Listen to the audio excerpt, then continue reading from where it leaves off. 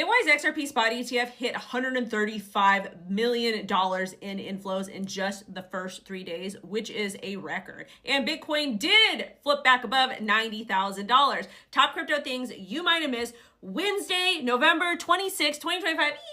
Remember, Bitwise also has a Solana staked ETF, which is also doing numbers. And remember all the trash JP Morgan talked about Bitcoin? Well, guess what? They just filed a structural note tied to IBIT that benefits if Bitcoin drops in 2026 but surges in 2028, literally legalized gambling. And they also came out and finally admitted they were wrong. They say that crypto is transitioning into a tradable macro asset class driven increasingly by institutional liquidity rather than retail speculation.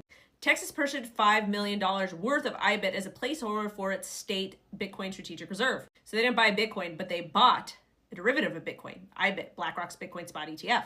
Grayscale and Franklin Templeton's new XRP spot ETF each drew over $60 million in first day inflows, totaling $164 million. And it outperformed Bitcoin, Ethereum, and Solana in daily inflows.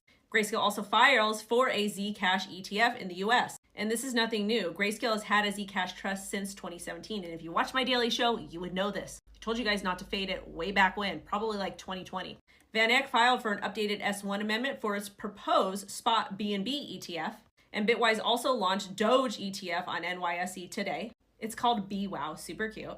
But meme coin activity is declining on Solana. It's actually collapsed. Memes are actually down 35% to 9% of weekly DEX volume, which necessarily is not a bad thing because Solana still has a really big ecosystem. And we saw this type of behavior on Ethereum way back when, DeFi summer of 2020.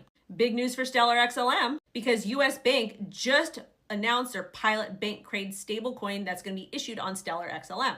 Klarna is going to be issuing their own stablecoin on Tempo, which is backed by Stripe and Paragon. This is incredibly bearish for retail and will also help institute digital ID and CBDC. Chainlink co-founder Sergey sees DeFi hitting mass adoption by 2030. And that's because Chainlink is pioneering it, well, with oracles.